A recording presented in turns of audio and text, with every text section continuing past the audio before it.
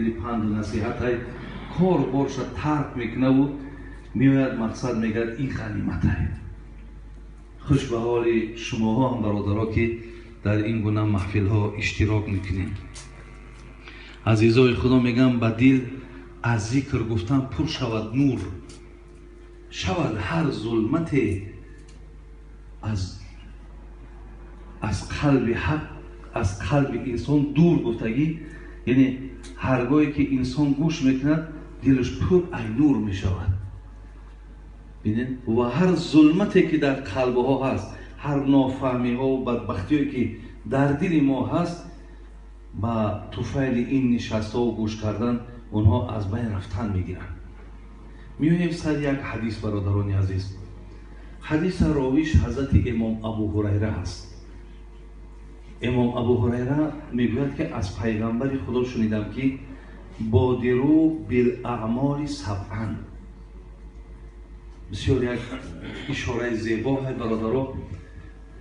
پیامبر ما فرموده بود است که پایبند عمل صالح شوین پیش از آنی که 7 چیز اگر دامن شما را گیرد دیگر شما عمل صالح کردن میتونید.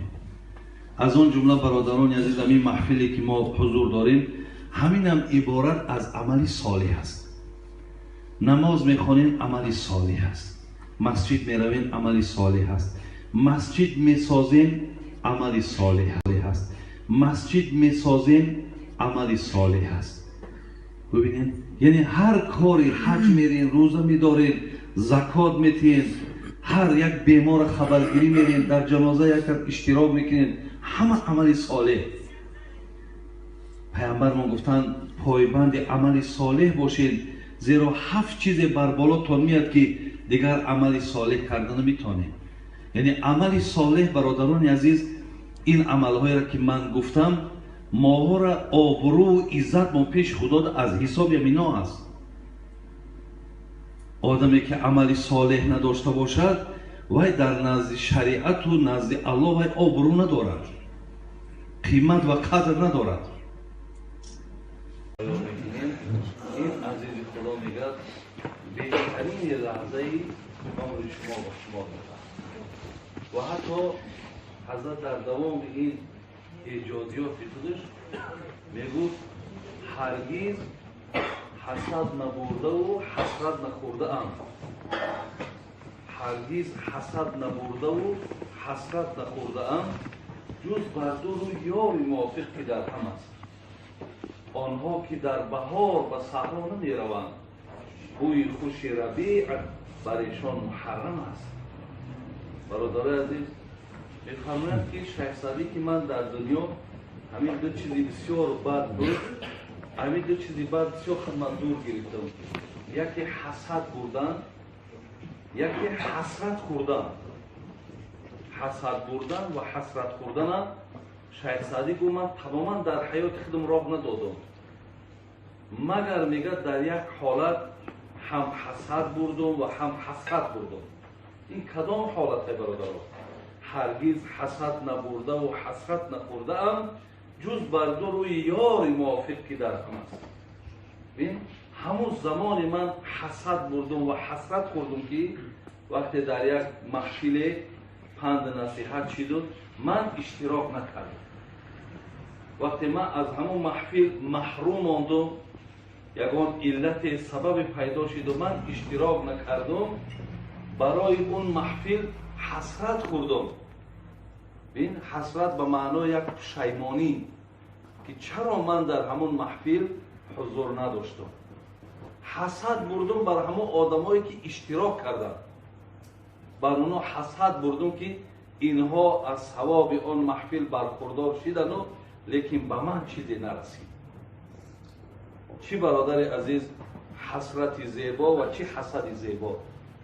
ای کاش اگر ما همین خیل حسد بریم که چرا مقصد در فلان جای پند نصیحت شد، من مقصد به سببهای یگان کارهای مثال نه چندان ضروره من از همون محفل دور ماندم. گفته اگر اینجا من حسد برم و حسرت برم، خدا خواه این نشانه ایمانداری ما.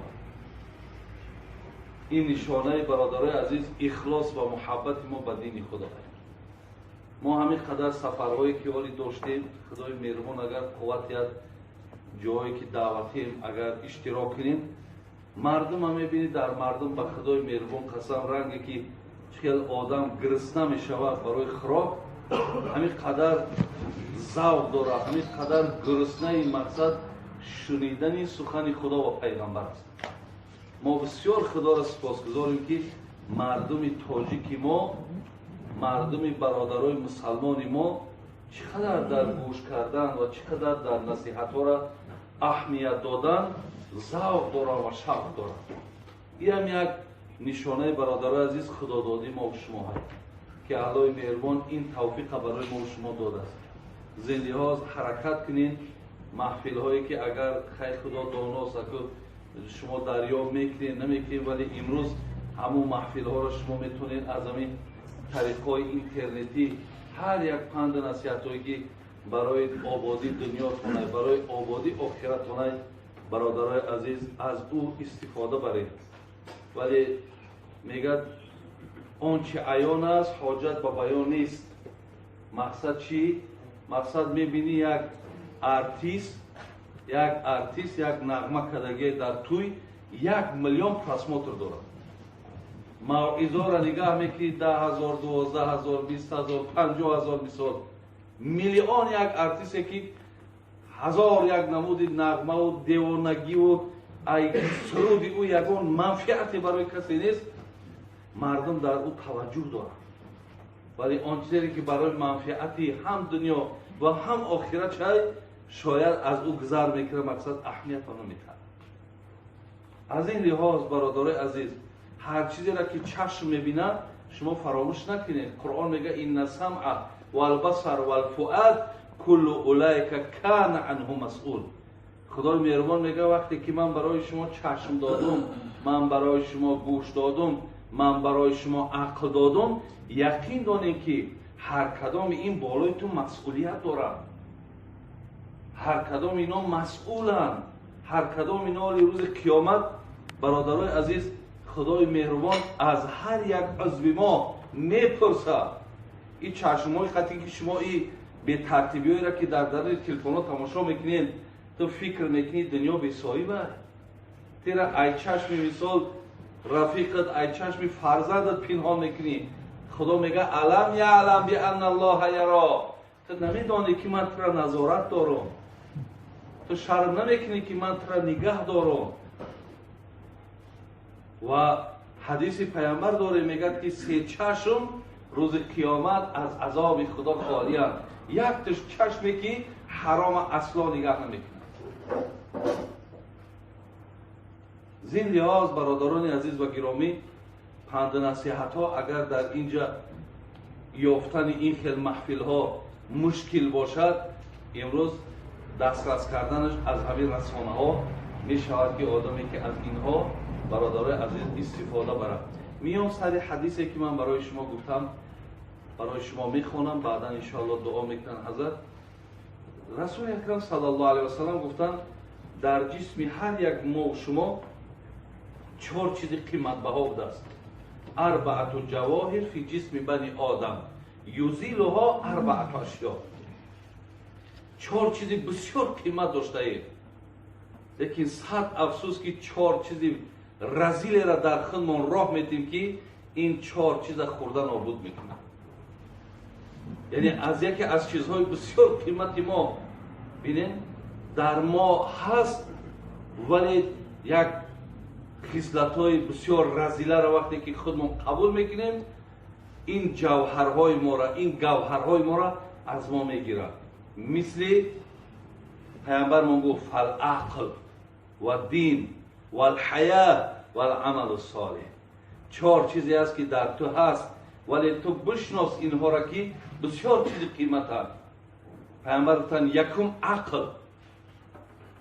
عقل برادر عزیز بسیار میگه چیز قیمت است. دوم دین، دینی که ما و شما داریم. سوم حیا، شرم.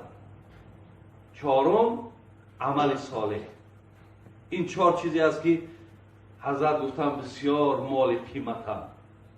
بسیار نعمت نایافتند، بسیار نعمت ارزندند که الله مهربان نصیب شما کرده است. ولی برادر عزیز، 4 چیزی هست که با اینها را نابود میکند. حضرت اینهاشان بیان کردند، گفتند فالغضب یزیل العقل.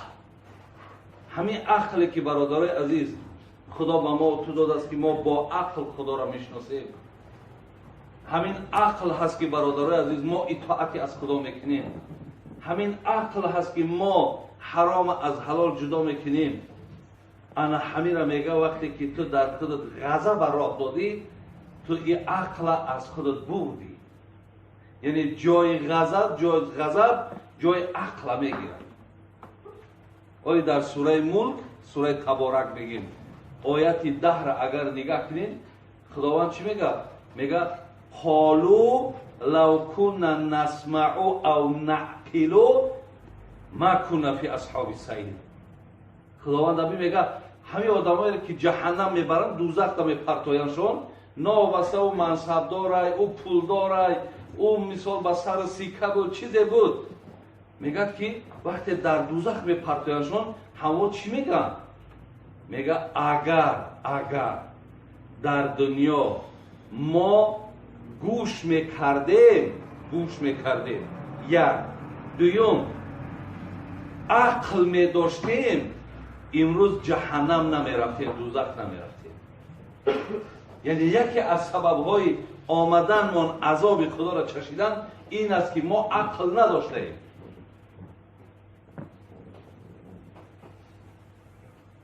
انا همون عقلی که برادر عزیز اینقدر عزت داره، شرف داره، میگه غضب او را از بین میبرد.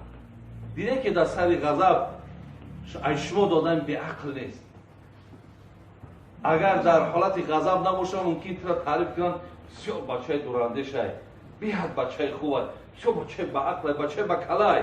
یکی وقتی غضب در خودت راه میدی، ای تو دا آدمی به عقل، ای تو دا مقصد آدمی بگیم خیلی وقت بدسریش، بدخوی، بدفعل از تو دیگر نیست. برای که غضب عقل گرفت، کنترل ایتر غضب در دست گرفت است.